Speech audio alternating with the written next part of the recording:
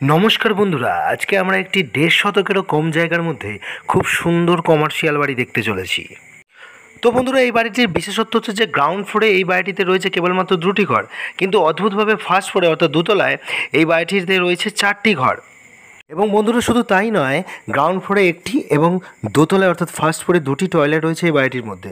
তো চলুন বন্ধুরা, এবার আমরা বাড়িটির ভিতরের প্ল্যানটি দেখে আসি। যেহেতু বাড়িটির সামনের প্রবেশের অংশটি তৈরি হয়নি, তাই আমরা বাড়িটিতে এখন প্রবেশ করব পিছনের দিক দিয়ে। তো বন্ধুরা, বাড়িটিতে ঢুকেই প্রথমে আমরা দেখব যে বাড়িটিতে একদম মাঝখানে রয়েছে বাড়িটির সিঁড়ি, এবং সিঁড়ির দুপাশে আমরা ২টি ঘরকে গ্রাউন্ড ফ্লোরে ডিজাইন করেছি। এবং এই সিঁড়ির তলাটিকে আমরা খুব সুন্দরভাবে কাজে লাগাতে পারবো, যেমন পরবর্তীকালে আমরা এই সিঁড়ির তলাটিতে বাইক বা গাড়ি রাখার জন্য এবং ধরুন ইনভার্টার বা মোটর রাখার জায়গা হিসাবে ব্যবহার করতে পারি। তো বন্ধুরা, এবার আমরা দেখে নেব সিঁড়ির পাশের একটি অংশের প্ল্যানিং। তো স্ক্রিনে আপনারা যে অংশটি দেখছেন, এখানে পরবর্তীকালে একটি বেসিন বসানো হবে, অর্থাৎ এটা একটি হাত ধোয়ার জায়গা হিসেবে তৈরি করা হবে।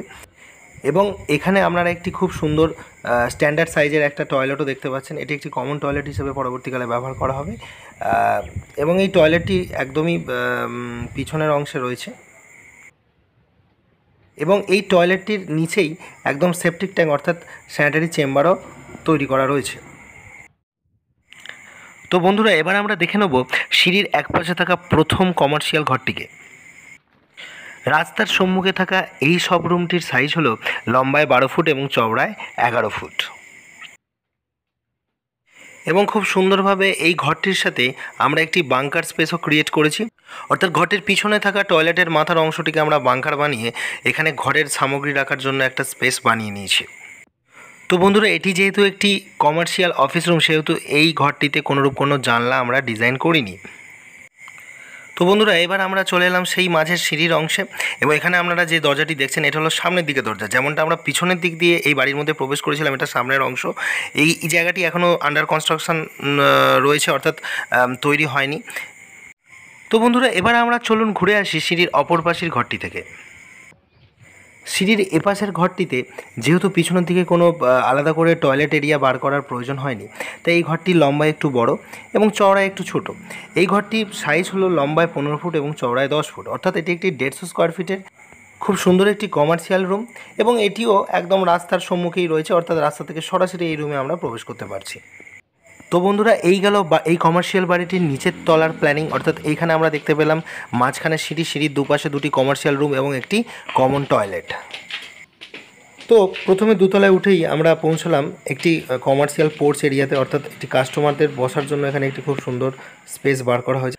তো বন্ধুরা, এবার আমরা দেখে আসি দোতলার প্ল্যানটিকে, এবং এই ভিডিওটিকে শেষ পর্যন্ত দেখলে আপনারা বুঝতে পারবেন যে কিভাবে আমরা একতলায় ২টি ঘরের মাথায় দোতলায় ৪টি ঘর করতে পেরেছি। তো বন্ধুরা, এবার আপনারা সিঁড়ির এপাশের প্রথম যে ঘরটি স্ক্রিনে দেখতে পাচ্ছেন, এটির সাইজ হলো প্রায় ৯ ফুট বাই ১০ ফুট। এবং এই ঘরটির একটি বিশেষত্ব হলো এই ঘরটি খুব আরামদায়ক ঘর, কারণ এই ঘরটিতে খুব সুন্দর সুন্দর বড় ২টি জানালা আমরা করেছি, এবং খুব সুন্দরভাবে এই জানালাগুলো একদম রাস্তার সম্মুখ দিকে হওয়ার কারণে রাস্তা থেকে অসাধারণ সব ভিউ আমরা এই ঘরটিতে পাবো। এবং এই ঘরটি খোলামেলা হওয়ার কারণে, পর্যাপ্ত বায়ু চলাচলের কারণে এই ঘরটি খুব আরামদায়ক হবে, এবং এই ঘরে বসে কাজ করার সময়, অফিসিয়াল কাজ করার সময় আমাদের কিন্তু খুব তৃপ্তি মিলবে। এবার ঘরটির ঠিক পিছনের দিকে আরও একটি ঘর রয়েছে, যেটিকে আমরা রেস্ট রুম হিসাবে বানিয়েছি। ঠিক যেমনটি আমরা বলেছিলাম যে আমরা উপরে অংশে ৪টি ঘর দেখব, এটি আমাদের সিঁড়ির একপাশের অংশের দ্বিতীয় ঘর, এবং প্রথম ঘরটির মতো এই ঘরটিরও সাইজ হলো ৯ ফুট বাই ১০ ফুট। এবার রেস্টরুমের সংলগ্ন এই কর্নারটিতে আমরা খুব সুন্দরভাবে একটি বেসিন এরিয়া বানিয়েছি, এবং এখানে রয়েছে আরও একটি টয়লেট, অর্থাৎ সিঁড়ির এই অংশের ঘরগুলোর সাথে কানেক্টেড টয়লেট, এবং টয়লেটের মাথায় আমরা একটি বাংকার প্যাসেজও ক্রিয়েট করেছি।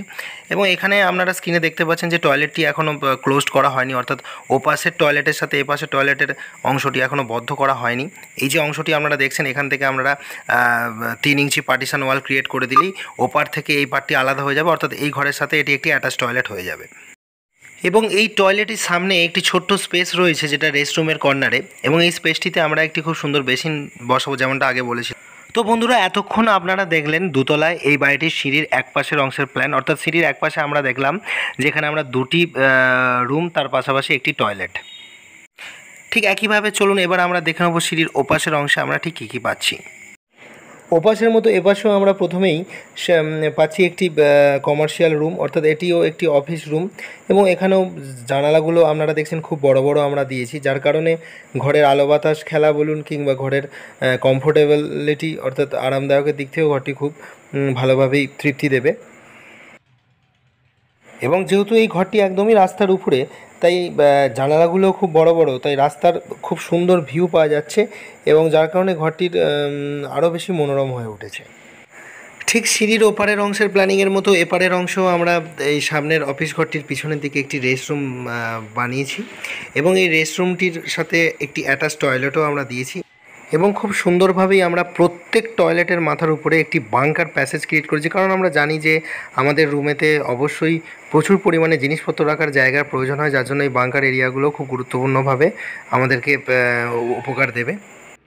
এখন বন্ধুরা, ছবিতে আপনারা দেখতে পাচ্ছেন যে উভয় ঘরেরই এই টয়লেট দুটি একদম উন্মুক্ত রয়েছে, যেহেতু এটি আন্ডার কনস্ট্রাকশন অর্থাৎ বাড়িটি এখনও কাজ চলছে, তাই মাঝের এই পার্টিশন ওয়ালটি এখনও আমাদের তৈরি করা হয়নি। তাহলে বন্ধুরা, আপনারা অবশ্যই দেখতে পেলেন যে কিভাবে আমরা নিচের তলায় 2টি ঘর এবং তার উপরের তলায় 4টি ঘর বানিয়েছি, যেমনটি ঠিক আপনারা থাম্বনেলে দেখেছিলেন।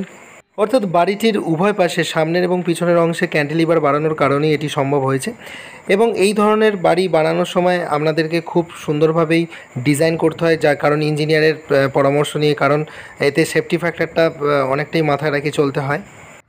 তবে অনেক সময় অল্প জায়গা বাঁচিয়ে অনেকগুলি ঘর বার করার ক্ষেত্রে আমাদেরকে এই ধরনের সিদ্ধান্ত নিতেই হয়। তবে এই ধরনের বাড়ি বানানোর আগে অবশ্যই স্ট্রাকচারাল স্টেবিলিটির জন্য আপনাদেরকে ইঞ্জিনিয়ারের পরামর্শ নেওয়া উচিত। বন্ধুরা, আশা করি ভিডিওটি আপনাদের সকলেরই খুব ভালো লেগেছে। এই ধরনের আরও ইন্টারেস্টিং ভিডিও পেতে আমার চ্যানেলটিকে সাবস্ক্রাইব করুন এবং আমাদের সাথে যুক্ত থাকুন। এবং ভিডিওটির ডেসক্রিপশানে আমাদের সাথে যোগাযোগ করার যাবতীয় তথ্য পেয়ে যাবেন। ধন্যবাদ।